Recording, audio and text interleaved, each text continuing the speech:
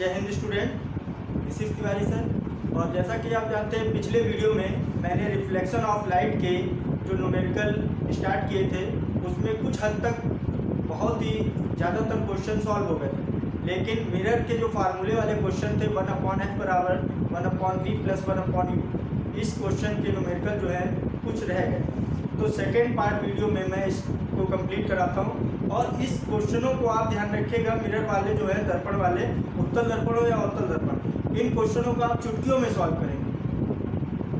बस आपको करना क्या है कि आपको फार्मूले लर्न होने चाहिए।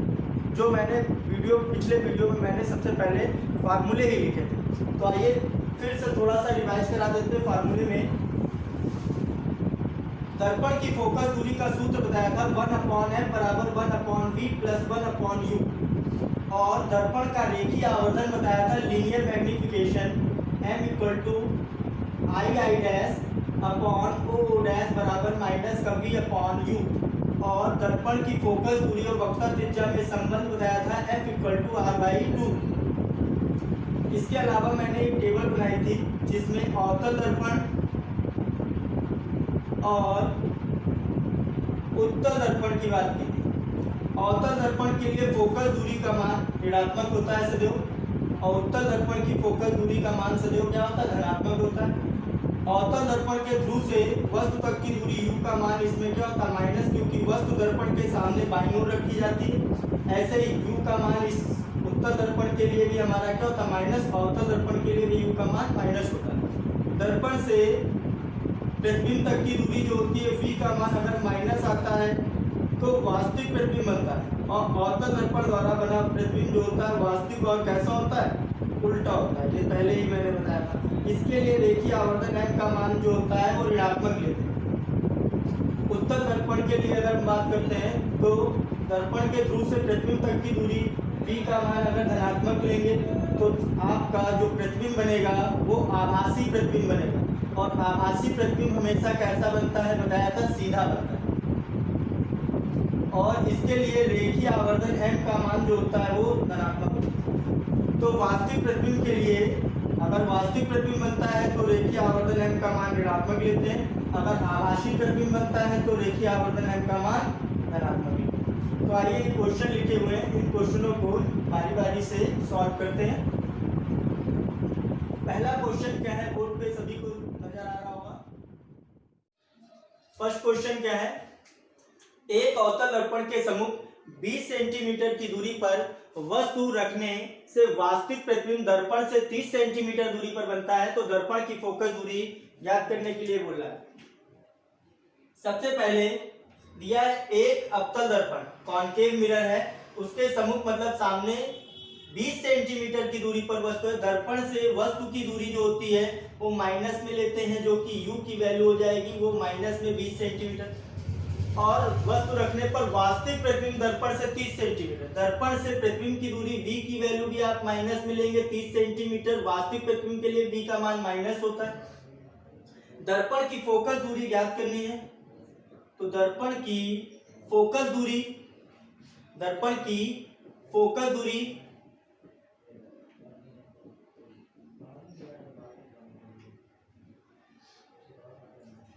क्योंकि फार्मूला होता है, चाहे उत्तल दर्पण हो या अवतल दर्पण हो, दोनों का फार्मूला फोकस दूरी का सेम होता है 1/f equal to 1/v plus 1/u। 1/f equal to 1/v की वैल्यू आप रखेंगे माइनस का 30 सेंटीमीटर, प्लस 1/u की वैल्यू रखेंगे आप माइनस का 20 सेंटीमीटर। 1/f बराबर इसमें माइनस का 1/30 प्लस माइनस हो जाएगा माइनस जो कि 20। इन दोनों में एलसीएम ले लीजिए या ऐसे कैंसिल कर दिए, 10 दूनी 20, 10 33, माइनस का 2 माइनस 3 अपॉन आपका हो जाएगा एलसीएम 60। 1/f इक्वल टू आपका हो जाएगा माइनस 5/60, f इक्वल टू हो जाएगा 60 बटे माइनस 60/5, कैंसिल करेंगे तो f इक्वल टू आपका आ जाएगा माइनस का 12 सेंटीमीटर। फिर से समझ लीजिए, एक अवतल दर्पण के सामने वस्तु थी तो u का मान -20 सेंटीमीटर, दर्पण से वास्तविक प्रतिबिंब बन रहा है कितनी दूरी पर, 30 सेंटीमीटर दूरी पर। तो v का मान भी हमने क्या रखा, माइनस का 30 सेंटीमीटर। दर्पण की फोकल लेंथ निकाली थी, फोकल दूरी f की वैल्यू, फार्मूला होता है 1/f equal to 1/v plus 1/u, और सॉल्व करने पर f की वैल्यू आई -12 सेंटीमीटर। अब जो इसमें से ऑप्शन होगा फर्स्ट, सेकंड, थर्ड, फोर्थ, जो कि आपका फोर्थ नंबर है, माइनस का 12 सेंटीमीटर। नेक्स्ट सेकंड क्वेश्चन की बात करते हैं। एक अवतल दर्पण की फोकस दूरी 25 सेंटीमीटर है और दर्पण से 20 सेंटीमीटर दूरी पर वस्तु रखने पर, ध्यान रखिएगा, प्रतिबिंब की स्थिति एवं प्रकृति ज्ञात करने के लिए बोल रहा है क्वेश्चन में। तो आइए सेकंड क्वेश्चन को सॉल्व करते हैं।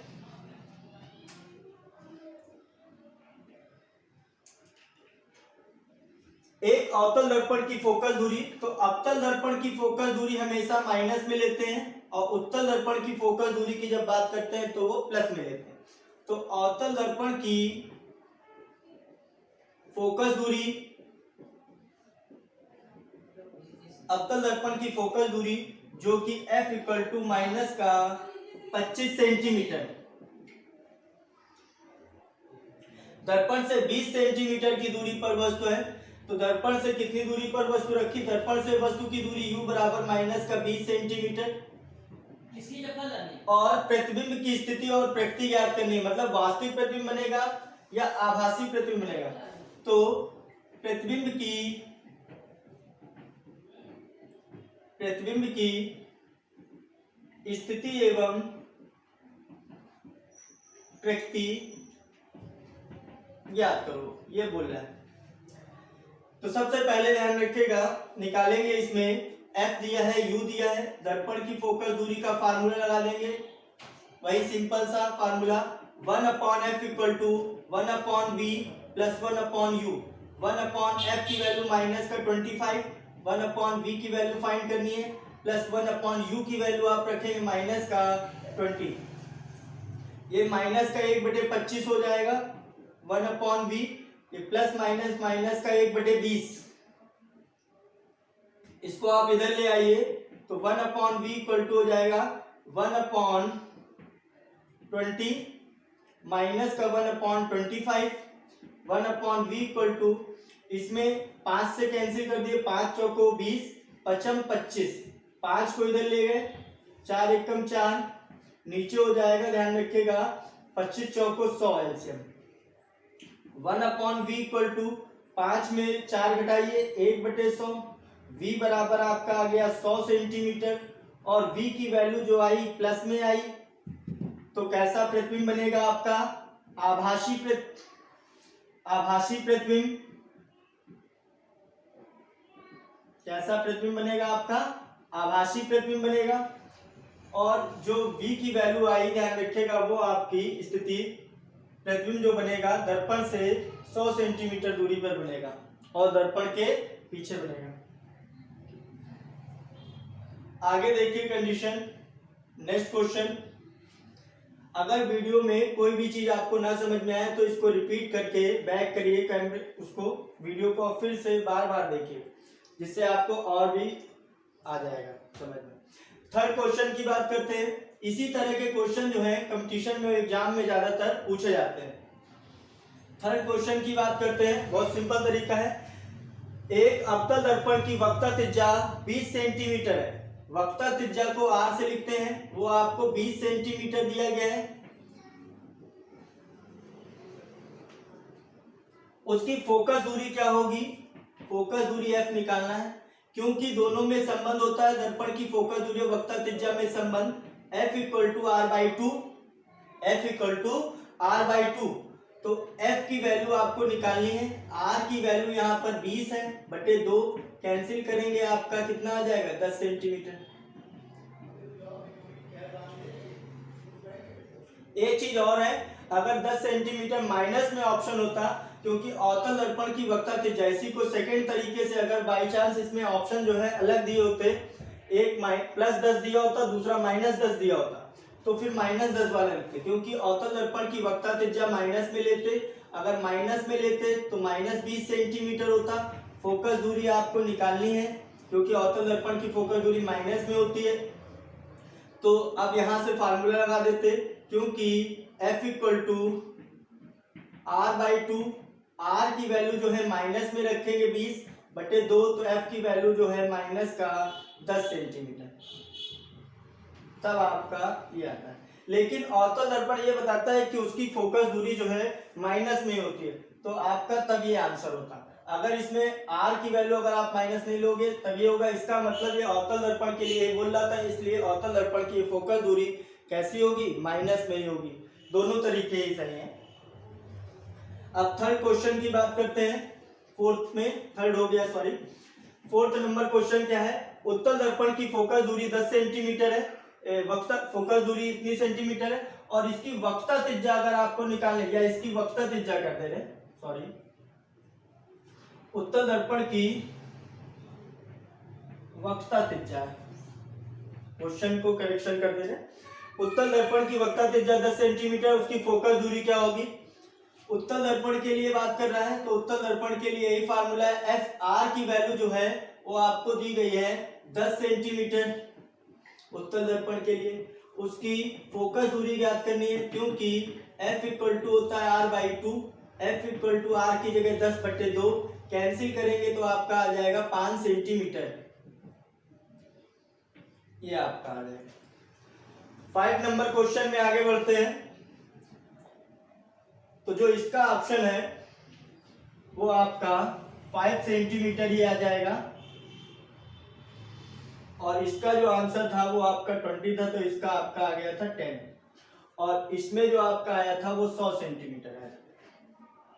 5 नंबर क्वेश्चन क्या है, किसी दर्पण की फोकस दूरी f और वक्ता त्रिज्या में संबंध होता है f बराबर r/2, या कभी ऐसे भी लिख देता है r इक्वल टू 2f। अगर इसमें से कोई ऑप्शन है तो चेक कर लीजिए, f इक्वल टू 2r है, गलत, ये हो नहीं सकता।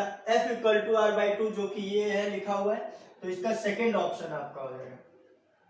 लास्ट क्वेश्चन इसमें देखिएगा, और कैसा भी क्वेश्चन हो आपको इसी तरह से सॉल्व करना है, क्योंकि हमने मोस्ट इंपॉर्टेंट क्वेश्चन यहाँ पर लिखे हुए हैं। और कैसा भी क्वेश्चन आपको दर्पण के लिए आ जाए, उत्तल दर्पण हो या अवतल दर्पण हो, उसको आप चुटकियों में आप इसी तरह सॉल्व करेंगे। 6 नंबर क्वेश्चन लास्ट है, एक उत्तल दर्पण से 30 सेंटीमीटर दूरी पर वस्तु रखी है। दर्पण से वस्तु की दूरी जो है उत्तल दर्पण के लिए कह रहा है जो कि 30 सेंटीमीटर, तो u की वैल्यू आप रखेंगे 30 सेंटीमीटर।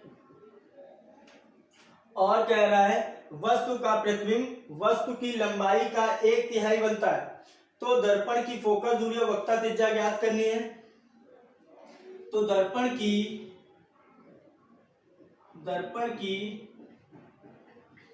फोकस दूरी व वक्ता त्रिज्या ज्ञात करो। तरीका यही है कि क्वेश्चन में जो जो पहले वैल्यू दी हो उसको आप जल्दी से आप पुट कर लीजिए। अब क्या है कि जब जो लाइन बोली गई है उसको सॉल्व लिख देंगे। जब वस्तु का ध्यान रखिएगा प्रतिबिंब, जब वस्तु का प्रतिबिंब वस्तु की लंबाई का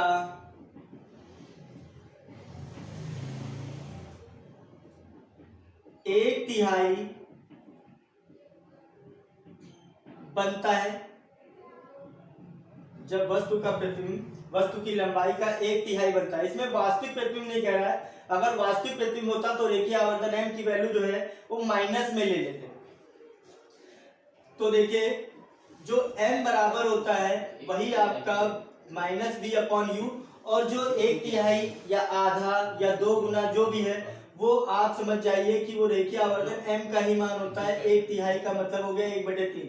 तो यहां से आप v/u इक्वल टू 1/3 आ जाएगा, माइनस का v, और u की जो वैल्यू है वो आप रखेंगे माइनस का 30 सेंटीमीटर और 1/3। ये माइनस से माइनस आप कैंसिल कर दीजिए, v बराबर आपका हो जाएगा 30/3। 3 से 30 को कैंसिल कर दिए, डिवाइड में 10 आ जाएगा आपका। तो जो प्रतिबिंब होगा वो आपका 10 सेंटीमीटर की दूरी पर बनता है। अब u की वैल्यू दे दी है, v की वैल्यू दे दी है, और f आपको निकालना है। तो आगे इधर सॉल्व कर लेते हैं।